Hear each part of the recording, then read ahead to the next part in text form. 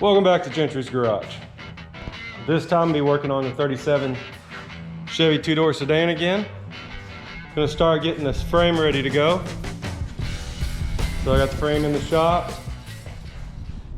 And I gotta get the engine set, trans in. Gotta work on this transmission cross member and get all that stuff set. And then this thing comes apart once I have the transmission cross member finished. This thing will come apart and I'll blast it, weld up some stuff, clean up some of this ugly stuff up here in the front. I got to put mounts in for the body, so it's a little bit easier to bolt the body. Right now it just bolts all the way through the frame, and I'm going to change that. So I'm going to work out something for a fuel cell. We're going to go fuel injection with this. The engine that we're putting in, it's a little 350 built by John Barrett. This was, from what I understand, the last engine fully built for a customer. So this engine's been sitting a little while. I need to blow it off, clean it up a little bit, get it set in the frame. I'm using the front mount, puck style mounts, and going to measure out, see where it's going to land, go ahead and sit it down in there and look and see what it looks like, and then go from there. So that's what I'm starting with. See how this turns out. Okay, so I got the motor mounts in. I had to wait for them to come in. We got a new carburetor gasket on the carburetor. I had this carburetor just sitting on the shelf, just a little 600. We want to tighten that down. Make me a cable for a battery, hot wire the distributor. Since it's been so long since the engine's been started, I'm going to go ahead and pull the distributor out, mark the timing, and pull the distributor out and spin it over, or build oil pressure. I've got a little adapter that goes down in there. I'll hook up to the drill. I'll show y'all here in a minute. And I'll spin the pump and build some oil pressure. Got a new oil filter I'm going to put on it. I'm going to fill it with some oil. And these headers were on this car on the other engine when we got it, so I just threw those on real quick. I just need to fire it when I hear it run, let it build some oil pressure for a couple minutes. There's no converter in it, so I won't be spinning a converter, so I don't have to worry about any of that. So it'll be fine. So I'm gonna get everything set up to start this engine, and I'll set something up so y'all can watch me. All right, I got it all rigged up here just to see what she does. Primed it with oil. She's tight. Let's give her a little bit of pre-mixed. Just a little bit, see what she does. Looks like I'm gonna have to put a charger on it.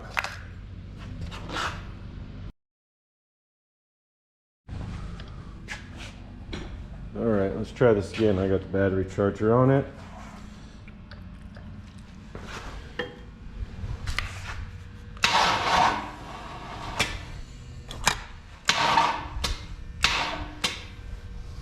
Just gonna have to let it charge for a little bit. Okay, the battery's been charging for just a little bit. Let's see if this thing will fire up for us.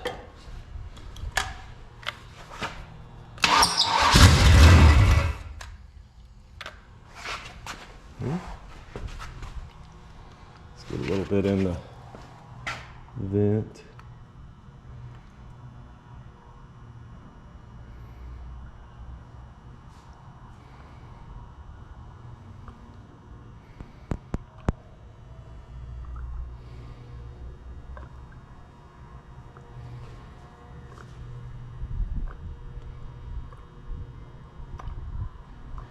All right, let's see if we got a squirter. Yeah, got a little bit of a squirter.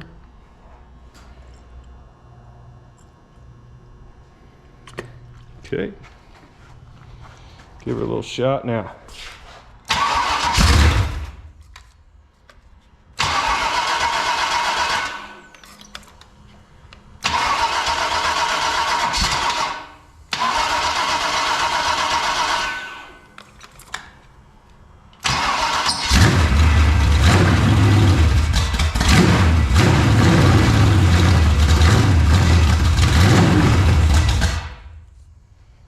Oh, there she is. Sounds good. It's a little tight. Doesn't surprise me at all. But that's good news. So it starts, it runs. I'm gonna pull the valve covers off in just a little bit and check the, make sure we got a little oil up there, but starts and runs, good news. So I'm waiting on some parts for the front end. The front end turned out to be a 67 to 69 Camaro front end, or the Nova front end, the A-body front end.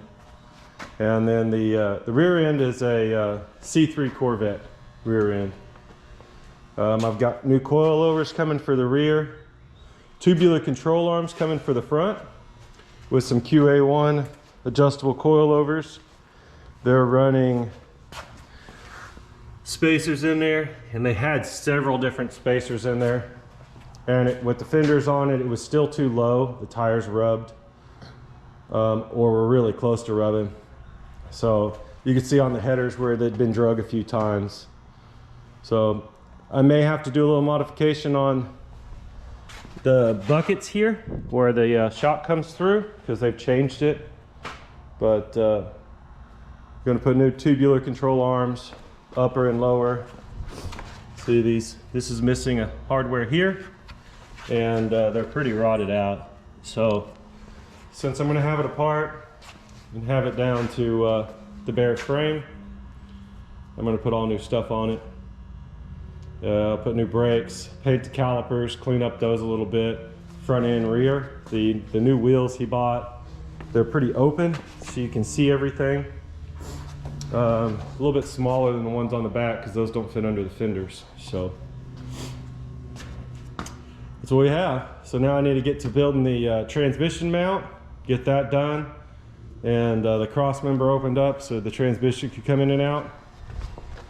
So I'm going to put a tube, move the tube back here, the square tube, cut out the center down. Sorry, I'm going to move the tube back here so I keep a lot of the rigidity in the middle.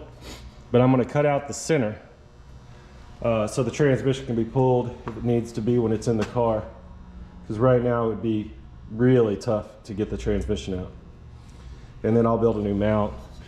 The new mount's up here where it has to be. So I'm going to build a mount that hangs off of there, ties in, and probably going to go to some mid-length headers on this. The mid-length headers will dump back in here somewhere. It'll give a little more ground clearance. Hopefully it's a little bit better for spark plugs, wires. Yep.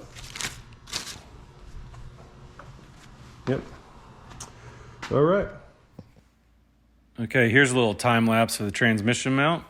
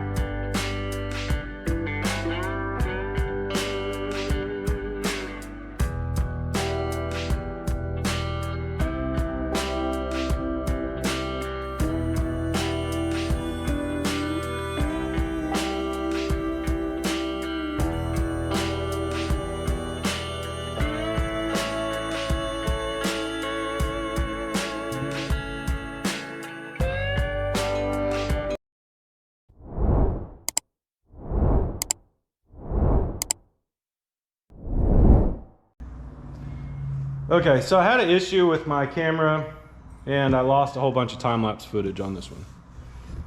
And I was going to show you where I'm at now though. Got the engine mounted in place. The transmission cross members roughed in. It's going to get caps, more bolts, and a brace on it. But it'll be out of the way of the Speedo. It's plenty strong enough, and it fits the build just fine. So now I'm going to move to the front end here and put all the front end parts on and mock up these coilovers, because this frame's been narrowed just a little bit. And I just need to make sure everything fits. You can see where they've moved the A-arms in here and inside on the back side as well. So get in there, get all this apart, and start getting the new A-arms on. I'm gonna start working on this front end now, and it's gonna show you the parts that I got for it. This is a kit that Speedway Motors puts together. Tubular upper and lower control arms and a QA1 coilover setup for a 67 to 69 Camaro or the Nova in the same year, same A-body style. Sorry, my allergies are really bad. Anyway, it's a pretty nice little kit. I've got a coil spring for the front coilover, which is quite a bit heavier than the coil spring that's on it. And then this one will be adjustable, so we can adjust the ride height to the front of the car as well. The backs are adjustable, but I also got a set of QA1s for the back and a new set of springs. These springs are pretty short, so they're turned up pretty far. And so I got a little bit longer spring. Same spring rate, just a little bit longer. So I'm gonna get started on all this, putting all this together. I'm gonna have to do something with the front end here, because that is different than the shock that's on it. When they narrowed it, it changed the way the shock is set up in there. So I'll have to do something with that. And then that's pretty much the last step on the frame. Oh, I'm gonna put something to bolt the body down a little bit easier in it too. But that's pretty much the last step before I pull the frame all the way apart and blast it and put it in paint. So I've also got to get a custom tank made for it. And I'm waiting to hear back from one of the companies to get a custom tank that fits in there nicely. So get started on this front end. Okay, so I'm just going to get the wheels and tires pulled off, get the brake calipers disconnected and try not to make too big of a mess, and then just pull the rest of the suspension apart.